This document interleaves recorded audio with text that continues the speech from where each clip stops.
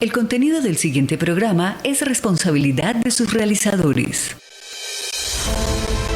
Aquí comienza Filosana, Pedagogía del Alma, un espacio radial promovido por la Vicerrectoría Académica, en el cual abordaremos una filosofía terapéutica desde la educación. Conduce y dirige Camilo Saavedra.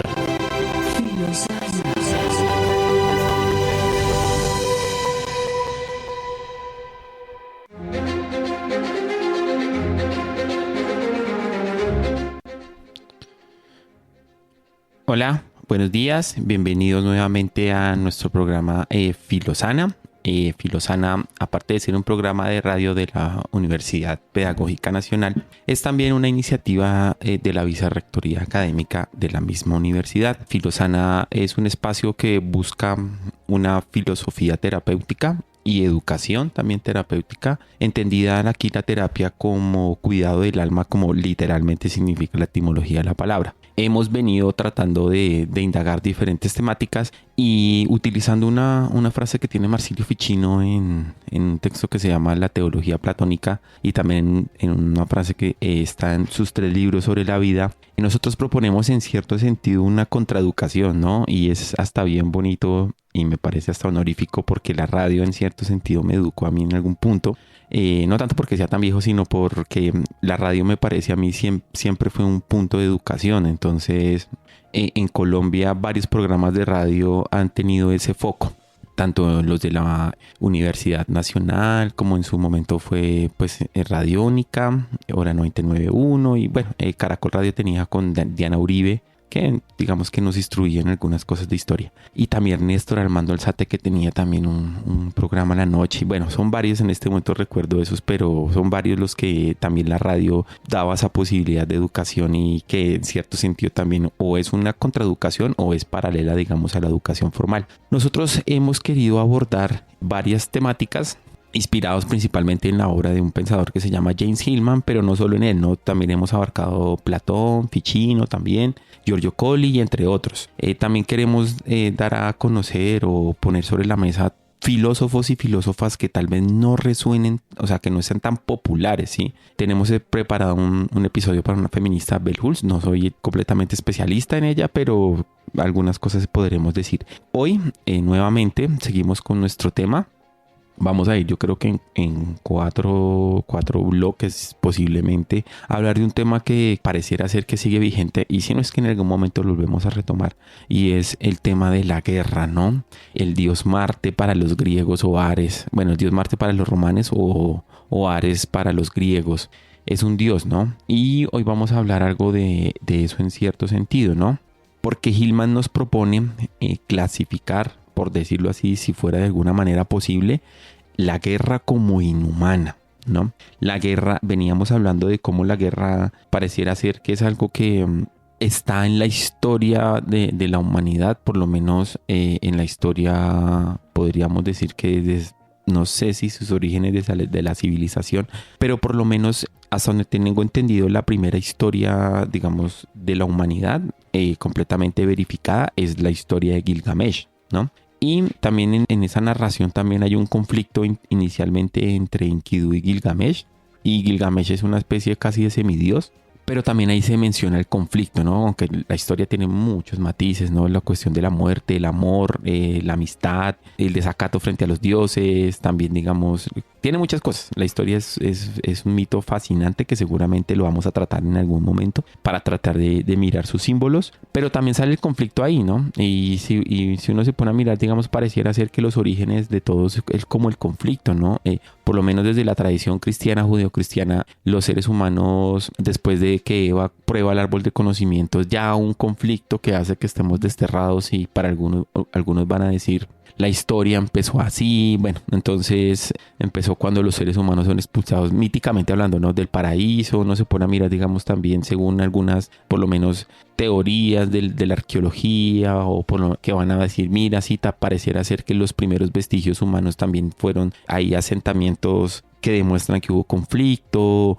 Una historia de la evolución va a decir, o por lo menos una historia de lo que ha sido la evolución humana, va a decir que hubieron otros homínidos y que en cierto sentido hubo un conflicto entre algunos homínidos y de esos homínidos sobrevivieron, digamos, lo que va a ser, digamos, la especie humana. A nivel molecular uno va a decir, mira, pareciera ser que hay unas células que están en disputa con otras. Pareciera ser que la guerra estuviera como que en todo, ¿sí? Y pareciera ser que el amor a la guerra también, que es muy curioso mencionarlo, pero parece ser que es así, es un amor terrible a la guerra. Y aquí también obviamente está el poder y cómo funciona el poder, ¿no? Bueno, el autor nos propone que también los que sufren, digamos, con la guerra no son solo, digamos, no son solo los humanos, ¿no? También, digamos, la tierra sufre y en general todo sufre. Dice, Hillman cita una carta del general Patton que dice: la guerra nunca termina, ni siquiera cuando se canta victoria. Es una condición indeleble en el alma, dada con el cosmos. El comportamiento de los veteranos, la violencia doméstica, los suicidios, el silencio y su sufrimiento años después de la guerra, hace que después que termine, nos refuta la idea de que la paz puede terminar. Para los veteranos, la paz no es ausencia de guerra, sino su fantasma viviente en la recámara, en la barra del almuerzo, en la autopista. El trauma no es posterior, sino agudamente presente, y el síndrome no reside en el veterano, sino en el diccionario. La idea de paz del amnésico, que concluye que una vida así no se puede vivir.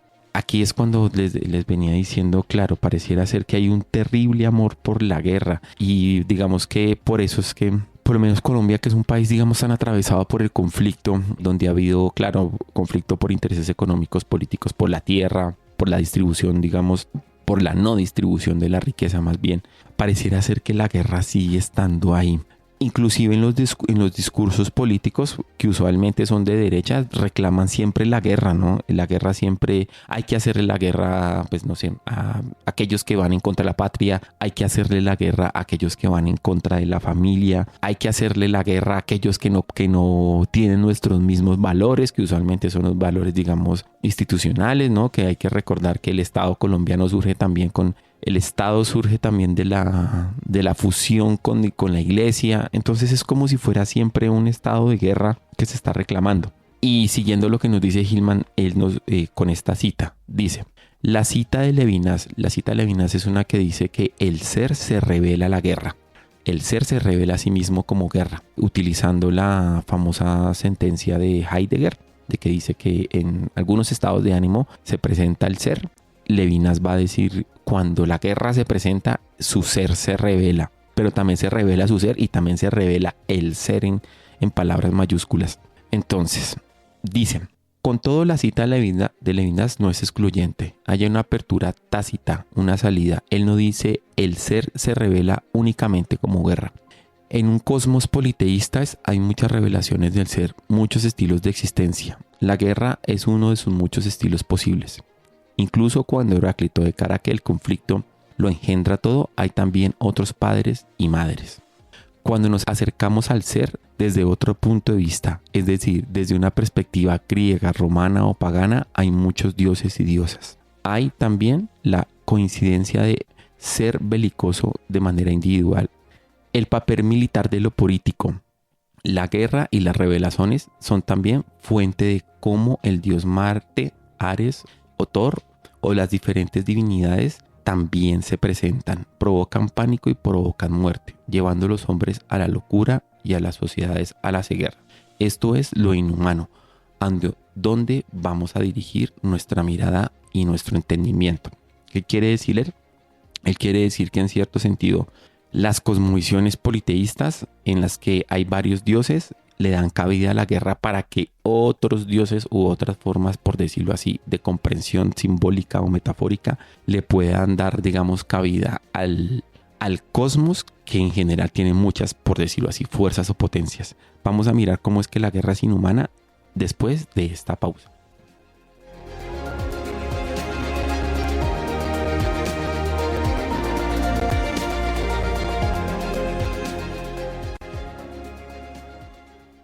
Mientras la industria del alcohol gana, Colombia pierde.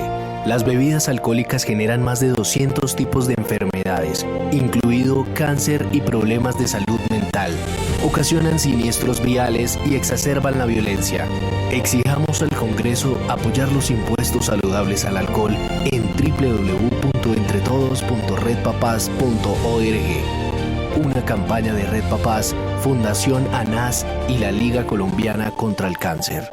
Apoya la Red de Radio Universitaria de Colombia. Estás en modo Filosana.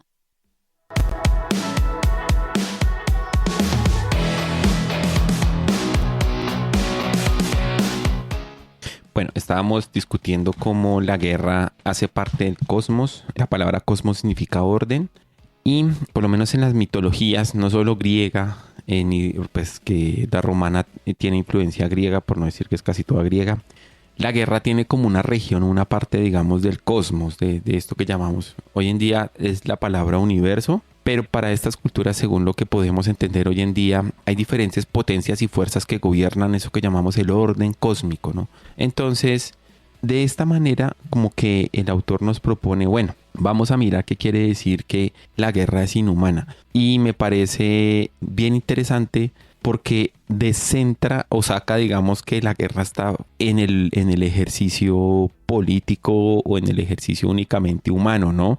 Sino que lo ubica, digamos, más allá. Claro, porque en cierto sentido la guerra es algo que también nos hace a nosotros. O sea, es algo que nos atraviesa, es algo que está en nosotros de una u otra manera. Y el autor se pregunta, ¿no? Y es algo que nosotros deberíamos preguntarnos, ¿no? Si la guerra está fuera del humano, entonces ¿cómo se comunica con nosotros? Y entonces uno puede empezar a mirar internamente qué imágenes o qué pensamientos tenemos, ¿no? Desde esta psicología hemos dicho varias veces cómo las imágenes mentales y pensamientos en cierto sentido son símbolos o metáforas que se están expresando en nosotros, que tienen, por decirlo así, una fuerza interna en la cual se comunica con nosotros. ¿Qué quiere decir aquí interno y qué quiere decir aquí fuerza? Interno podríamos decir lo que me ocurre internamente a mí, por decirlo así, en ese espacio psíquico, en la mente, si ustedes quieren, en el alma, ¿sí? Hoy en día se ubica, quieren decir, en el cerebro, ¿no? Entonces, internamente, por ejemplo, que a mí se me expresan, seguro que a muchos de ustedes les ha pasado, imágenes de sacrificio, ¿no? Como que yo me voy a sacrificar en tal empresa. La empresa puede ser, qué sé yo, tener un carro, tener una casa, tener una familia, sostener una carrera, como que hay unas imágenes que invitan al sacrificio. Yo me digo, ¿no? Voy a dejar de comer tal cosa para lograr tal otra. Es como una imagen de sacrificio. O tengo que hacer tal cosa que me parece honorífica, ¿sí? O tengo que también en cierto sentido sobresalir en esto por encima de los demás. Todas estas imágenes que de una u otra manera se empiezan a expresar en nosotros, es como internamente, por decirlo así, se viene comunicando como un orden interno del cosmos. Es decir, por ejemplo, cuando yo digo me voy a sacrificar por tal cosa y me convenzo de que tengo que hacer esto, internamente estoy en la imagen del sacrificio. El sacrificio tiene que ver en cierto sentido como con cierta disputa o pugna, y eso a su vez tiene que ver con la guerra. Y claro, yo no podría decir también a nivel cosmológico, uno podría decir unas estrellas se sacrifican para que otras estrellas existan, unos planetas se sacrifican para que otros planetas existan. Es como que a nivel tanto como dicen los hermetistas, ¿no? Como es arriba es abajo. Así como arriba, digamos, hay sacrificios cosmológicos, a nivel mío interno también hay sacrificios cosmológicos. Y es a ese nivel interior. Internamente yo me estoy comunicando como con todo un orden que empieza a existir. Por eso es que el autor va a proponer que la guerra es inhumana, porque excede lo humano, no está completamente dentro de lo humano, ¿sí? Y claro, entonces la Tierra y la historia también está, digamos, atravesado por esto que es la guerra, que en cierto sentido es inhumano. Nos dice el autor: la Tierra es donde viven los muertos y el alma de la historia de un pueblo. Es una conversión, entre Jolie Anderson y un doctor iraquí. Estos dos conversando dicen: la tormenta de arena viene de regreso, uno puede olerla, huele a tierra. Siempre que detecto este olor me recuerda a los muertos. Piénsalo, piensa en la historia de Irak. ¿Qué es esa historia sino miles de millones de guerras y asesinatos? Desde los tiempos, digamos, milenarios, desde los tiempos babilónicos, millones de personas han muerto en esta tierra y se han vuelto parte de ella. Su cuerpo y su ser, en cierto sentido, hace parte de ella. Hace parte de la tierra que respiramos. Por eso es que también hay tierras que requieren ser sanadas y curadas. Por ejemplo, en Colombia, algo que ocurre mucho, Se sabe que el río Magdalena, por lo menos en el siglo pasado, fue una gran fuente, digamos, tristemente, digamos, una fosa común muy grande. El río Magdalena tiene muchos muertos ahí. Entonces, por eso es que también ese río también requiere curación, ¿no? Y por eso que también de una u otra manera el olor de la tierra ahí reclama. Porque es que la guerra ha estado ahí, también está presente. Es curioso también, digamos, como por ejemplo las ciudades, las grandes ciudades, también le han hecho la guerra al entorno para poder habitar. Pensemos, bueno, aquí en Bogotá, hablo de los países que conozco, ¿no? Digamos que por lo menos Colombia ha sido, digamos, un país atravesado por esto, pero también España, ¿no? Digamos, España también fue un país que estuvo en cierto sentido en bastante guerra cuando estuvieron estas tres religiones, aunque el califato de Córdoba fue un punto de equilibrio, pero eso también, digamos, ahí estuvo atravesado por bastante guerra. Europa y en este momento el Asia Mediterránea. Pareciera ser que las regiones aborígenes muy lejanas son aquellas que en cierto sentido se escapan de esto que llamamos una parte inhumana de la guerra. Nos dicen la crueldad deliberada, la coerción y la despersonalización son las tres características que ponen y que se manifiestan en cómo la fuerza de la guerra es inhumana. Y lo repito, la crueldad deliberada, la coerción y la despersonalización. ¿Qué quiere decir esto, no? La coerción que se hace, digamos, a la fuerza, que mantiene, digamos, a todos los hombres y los seres humanos anclados, ¿sí? Por ejemplo, en Colombia, en general creo que en varias partes del planeta, digamos, por ejemplo, tomamos el ejemplo de Israel, que es el que es un país que, como lo decíamos, es un estado nacional, que como le decíamos la sesión pasada, tiene constelado o tiene el mito constelado, digamos, de un dios guerrero, ¿no? De un dios que le hace la guerra y tiene que hacer la guerra a su alrededor, ¿no? Entonces, por eso es que es un país que invierte mucho en guerra, tiene como principio civil que todos formen parte del ejército hasta 2 años y que su población esté preparada para la guerra, ¿sí? Porque es una manera coercitiva de seguir haciendo la guerra, ¿sí? También se dice que, no conozco, pero algunos analistas dicen que al pueblo se le educa en guerra, ¿no? En lenguaje de guerra, en lenguaje también de que hay que coercionar a los demás. Es muy curioso, de verdad que es no sé si sea una paradoja de la misma historia, pero como el pueblo judío, por lo menos el Estado sionista, termina ejerciendo lo mismo que le hicieron a ellos en la Segunda Guerra Mundial. Una desaparición sistemática de otro pueblo, ¿no? Además que, bueno, según algunos también, la fijación en la población juvenil, en la población de niños como fuente, digamos, de objetivo militar y de asesinato. Porque obviamente eso es una masacre. Están exterminando un pueblo. Entonces, y lo hacen a nivel público. Y viene aquí otra de las características que hablábamos, ¿no? La crueldad deliberada, la coerción y la despersonalización. En Colombia también han ocurrido esas tres, ¿sí? Es que la guerra es algo que está presente, es muy terrible como está presente y nosotros tal vez no sé por qué. Aquí hacemos un esfuerzo por ponerla de manifiesto, pero en la cultura no se habla de eso, ¿no? Es como que se habla, además que sienta mal, como dice Nietzsche, sienta mal para el estómago hablar de esos temas. Entonces, la crueldad deliberada. Ahí podremos decir cómo la guerra tiene ese factor de que no es humana, que es inhumana, excede lo humano. La coerción y la despersonalización, esas tres. Lo que estamos viendo, por ejemplo, en Palestina, podemos ver esas tres. Por lo menos en Colombia ha ocurrido, ha venido cesando y pues que por fortuna siga cesando, pero han habido periodos de guerra muy terribles. Entonces, la coerción mantiene a los hombres o a los seres humanos siempre en la zona del homicidio, del asesinato.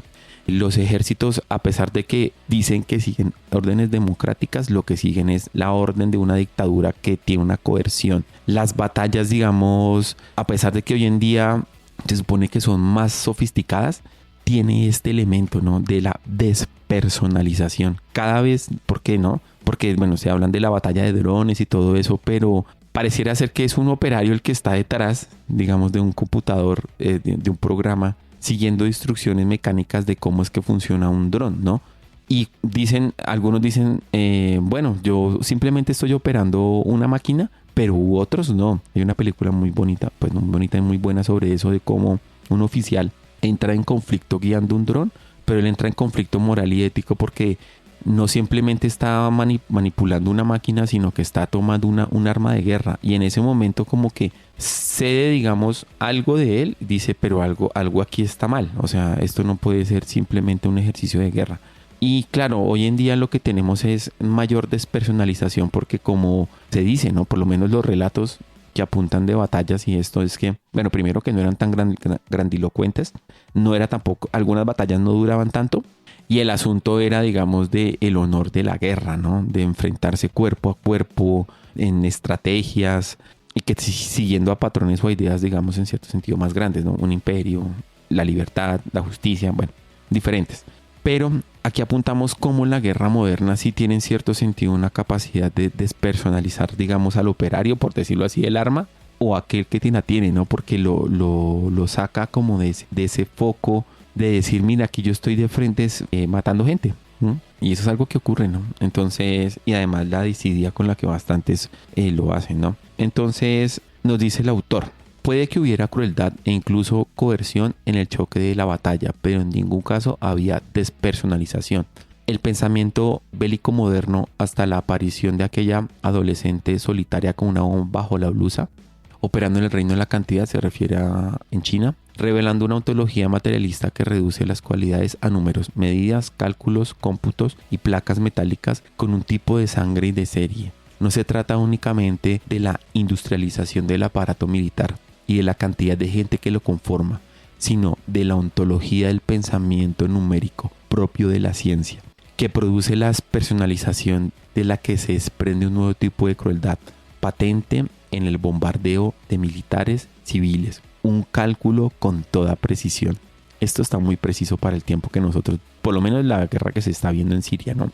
Como una ontología del mundo hace también una guerra frente al mundo, ¿no? Y claro, y es cierto, ¿no? Se dice, esta bomba es precisa, tiene medida, cálculo, cómputo, o sea, es totalmente pensada desde el punto de vista, digamos, de la lógica matemática y de la precisión. ¿Y qué ha hecho esto? Claro, una despersonalización en el nuevo ejercicio militar, ¿no? ¿Y qué trae esto, no? Trae, digamos, cómo pareciera ser que la guerra, y utilizando, digamos, la metáfora de que la guerra fuera un dios, en este caso Ares, o bueno, para algunos no es Ares, pero sí, digamos, una especie de ejercicio que supera lo humano, como ese ejercicio que se expresa en nosotros utiliza el reino de la cantidad, el reino, digamos, matemático, la ontología materialista que se reduce a medidas, cálculos, cómputos, a su favor. Y lo utiliza a su favor como para hacerse, como para realizarse. La guerra es inhumana porque es como si los humanos estuviéramos de instrumento y de servicio para ella. Una de las cosas que se sabe, digamos, de la Segunda Guerra Mundial, por lo menos en la configuración de la bomba atómica, Werner Heisenberg, en la famosa casa Farhang, que fue cuando los cogieron y los llevaron a Estados Unidos, que los metieron a una casa a los alemanes nazis científicos, y ellos decían, por lo menos Heisenberg decía, como si creía que la realización de la bomba atómica servía a un fin más amplio casi que el Reich, o en ese momento, digamos, la Alemania nazi. Y cuando él hace esa declaración, yo me quedé pensando, yo decía, o sea, aquí también se está expresando cómo la guerra es algo más grande que los humanos y es como si cogiera a los humanos y, en este caso, su manera de ver y entender el mundo para que ella se realizara. La guerra es inhumana. Lastimosamente hace parte de una región del cosmos que tal vez hasta que nosotros no seamos capaces de darle su sentido ontológico que tiene, su manifestación en la historia, en nosotros y en general en todo, no cesaremos de repetir, como dice Heráclito también citando a Hades, ¿no? Las almas siempre están condenadas a la repetición. Hasta que no podamos tal vez mirar esta inhumanidad que es la guerra, estaremos condenados a la repetición y a ser repetidos por ella. Seguiremos en este tema de la guerra, creo que es un tema bastante amplio. De antemano quiero agradecerle nuevamente a Mario Enríquez en el Control Master, a Yolanda Barrantes en la producción, a Alejandro Sepúlveda en la dirección y Comunicaciones Duan Cárdenas. Y ante todo, pues agradecerles a ustedes difundir el espacio. Esto fue Filosana.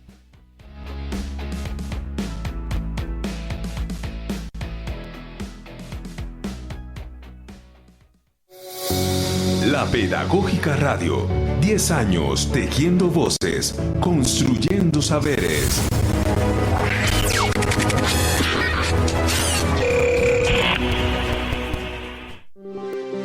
Quédate con las voces y los sonidos que enseñan de la Pedagógica Radio.